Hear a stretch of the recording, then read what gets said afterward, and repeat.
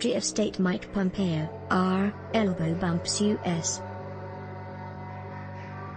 Ambassador to Britain Woody Johnson in London on July 20, 2020, pool photo by Hannah Mackay AFP via Getty Images. But the envoy, Woody Johnson, rejected the Inspector General's findings and recommendation, by Quint Forgy 8 December 2020, 8:12 p.m. CET. Updated 13 August 2020, 7:30 a.m. CET. Washington, the U.S. State Department's Office of the Inspector General concluded that President Donald Trump's ambassador to the United Kingdom made offensive remarks to staff at the U.S. Embassy in London, according to an independent watchdog report released Wednesday.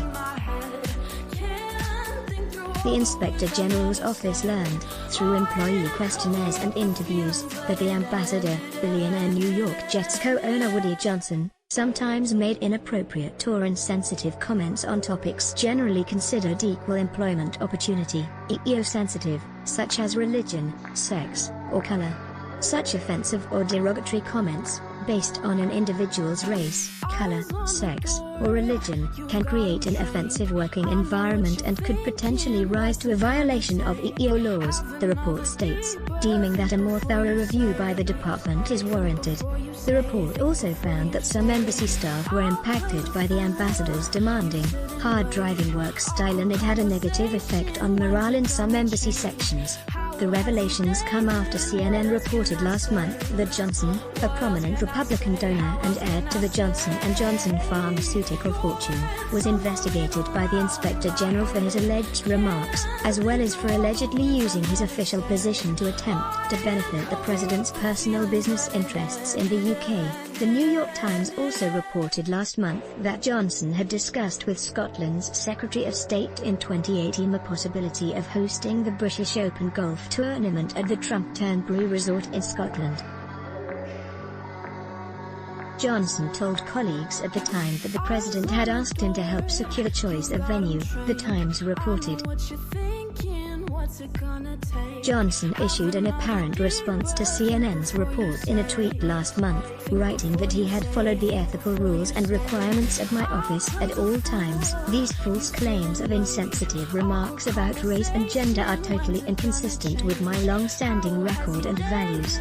The ambassador was similarly reluctant to acknowledge any wrongdoing in Wednesday's watchdog report, which recommended that the State Department's Bureau of European and Eurasian Affairs, in coordination with the Office of Civil Rights, assess Johnson's compliance with Department Equal Employment Opportunity or Leadership policies and, based on the results of the review, take appropriate action. In Johnson's response to the draft of the report, which he sent to the Inspector General's office in May, the ambassador asserted that throughout his government tenure, and indeed for the entirety of my professional life, he had respected both the law and the spirit of EEO principles and have ensured that all employees under my direction do the same. If I have unintentionally offended anyone in the execution of my duties, I deeply regret that, but I do not accept that I have treated employees with disrespect or discriminated in any way. My objective is to lead the highly talented team at Mission UK to execute the President's policies and to do so in a way that is respectful of our differences, with zero tolerance for discrimination of any kind, Johnson wrote. In order to address the concerns documented in your report, perceived or real, I have reviewed an SOCR course on discrimination in the workplace and have instructed the entire Mission UK country team to do the same, with 100% compliance by the end of May, he continued. Still, Johnson wrote that I respectfully disagree with the report's recommendation for an assessment of his EEO compliance. The Inspector General's office stated that the Bureau of European and Eurasian Affairs also disagreed with this recommendation in its own response to the draft report last month.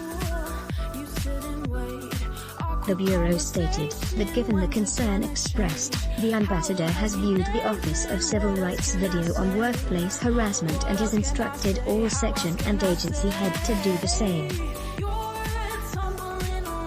He has also encouraged all staff to take the Foreign Service Institute training on mitigating unconscious bias, according to the final report.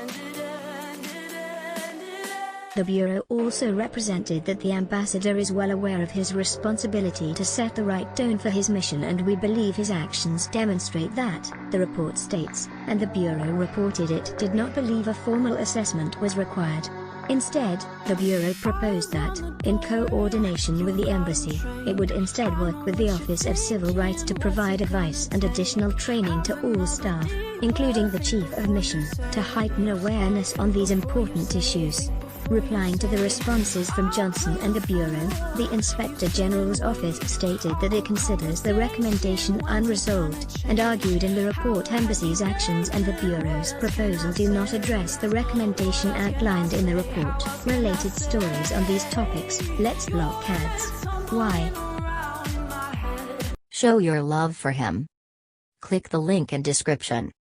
Thanks for watching.